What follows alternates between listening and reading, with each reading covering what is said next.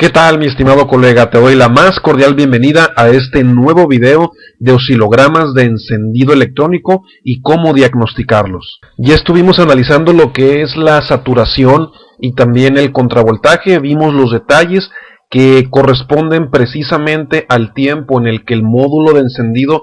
aterriza el circuito primario de encendido y estudiamos cuál es el comportamiento y todo lo que electromagnéticamente ocurre en el circuito primario de la bobina y cómo esto a su vez se refleja en el embobinado secundario. Pero ahora vamos a ver lo que viene después de la saturación y del contravoltaje, que es la etapa de colapso, que es la más importante de todas, porque a partir de que el campo magnético se colapsa es cuando ocurre la chispa y vienen una serie de pasos que vemos directamente reflejadas en la sección de colapso cuando estamos usando el osciloscopio en un diagnóstico automotriz. Vamos a verlo. Ok, ya habíamos dicho que este punto en particular significa que es el momento exacto en el que el módulo de encendido o la misma computadora del motor, sea cual sea el sistema que está controlando el primario de ignición, es justamente aquí en esta esquina en donde está representado el momento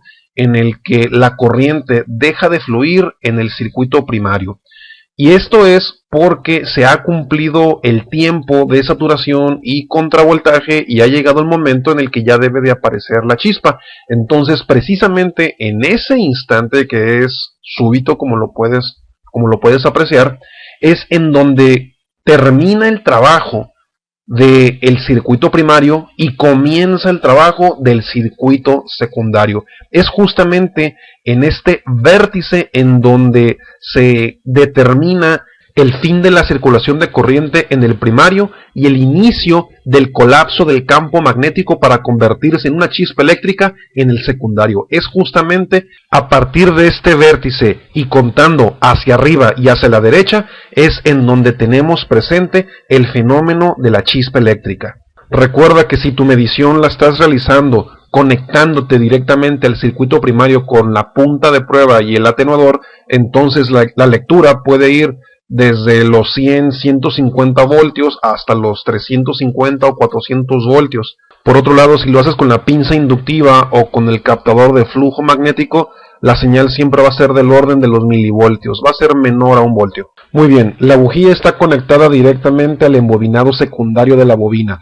y en consecuencia los electrones, ahora con un voltaje superior a los 15.000, 20.000 o 30.000 voltios, se mueven directamente hasta el electrodo de la bujía. Sin embargo, esto se trata de un circuito que está abierto, y cuando tenemos electrones que se están concentrando en un electrodo de bujía y que tienen mucha energía, antes de dar el brinco para formar la chispa, lo primero que harán es formar un campo eléctrico concentrado que recibe el nombre de corona. El reto consiste entonces en lograr que la corriente eléctrica que proviene del secundario atraviese un espacio vacío que no está diseñado para conducir corriente eléctrica, como lo es la mezcla aire-combustible dentro de la cámara de combustión. Pero una vez que la corona llegue a estar tan concentrada en electrones dentro de un espacio tan pequeño como lo es el electrodo de la bujía, ellos ya no distinguen si el material por el que van a fluir es conductor o si no es conductor, ya sea aire o mezcla de aire combustible o por el vacío o si se trata de plástico, madera. A ellos eso ya no les importa porque es tanta y tal la concentración de electrones que ellos de todos modos van a brincar porque están recibiendo una fuerza de empuje que está representada en este caso por el pico de voltaje en el oscilograma, que puede ir desde los 15.000 hasta los 20.000 o en los sistemas de encendido más modernos que llegan a los 40.000, 50.000 o 60.000 voltios. Así de poderoso es la formación de una corona en el electrodo de la bujía y eso es justamente lo que estamos viendo en este pico de voltaje en el oscilograma, que es en donde empieza la región de colapso. Y eso es el colapso precisamente en un sistema de encendido, el momento justo en el que los electrones han llegado a tal concentración en su electrodo que adquieren tanta energía que comienzan un brinco para fluir eléctricamente a través de un medio que no está diseñado para que la corriente eléctrica fluya. Y es debido a todo lo anterior que este pico de voltaje recibe el nombre particular de voltaje de ruptura. Y si lo observamos más de cerca, te puedes dar cuenta que no se trata de una línea recta, sino que lo que vemos a partir del vértice, aquí abajo, es que el voltaje se eleva, llega a su punto máximo y enseguida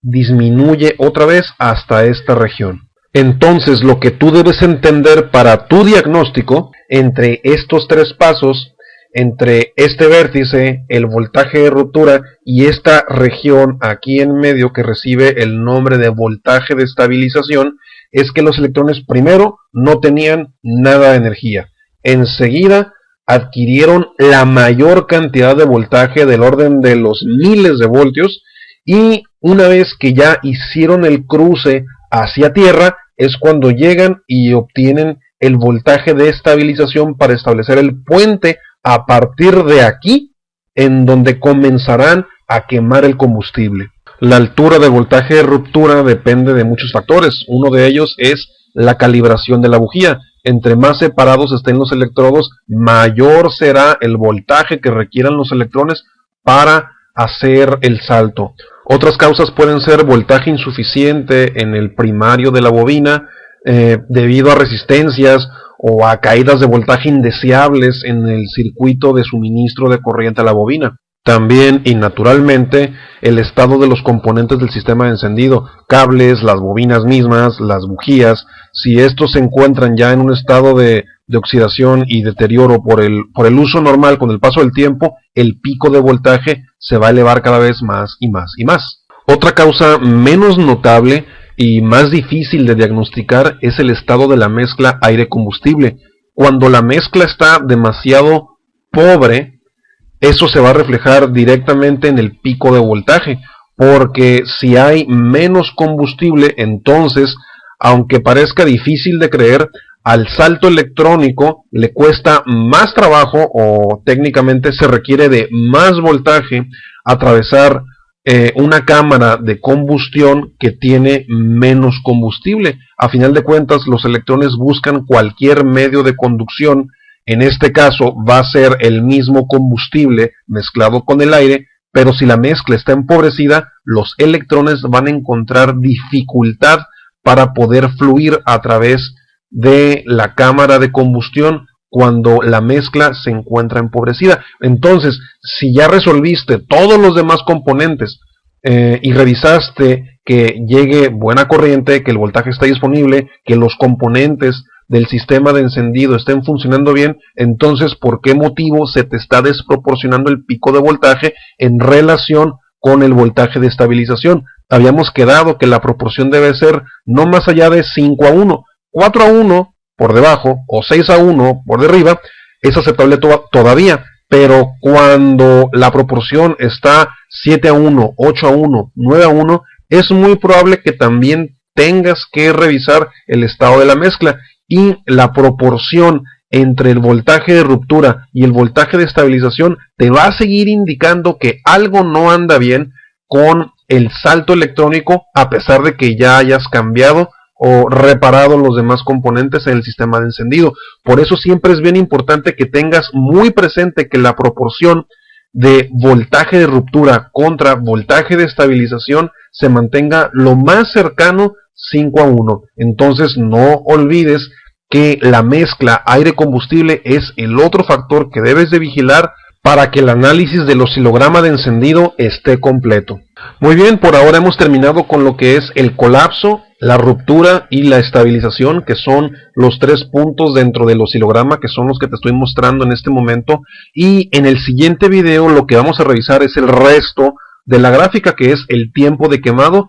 y las oscilaciones finales. Vamos a revisar qué es lo que está pasando ahí. Recuerda también que lo que he venido compartiendo hasta ahora con estos oscilogramas no es simplemente cultura general, son instrumentos y herramientas y estrategias de diagnóstico que tú mismo puedes utilizar en tu taller con tu osciloscopio para que resuelvas problemas difíciles y a partir del oscilograma de encendido llegues a respuestas sobre qué es lo que puede estar pasando con un motor que presenta alguna falla y que de inmediato se va a reflejar en el oscilograma de encendido. Otro punto importante que debes tener presente es que el osciloscopio no se utiliza solamente para obtener oscilogramas de encendido, sino que lo puedes utilizar, y de hecho se debe utilizar, para monitorear todos los sensores del vehículo, todos, absolutamente todos. También puedes monitorear el comportamiento de la misma bomba de combustible, todos los solenoides de todos los sistemas,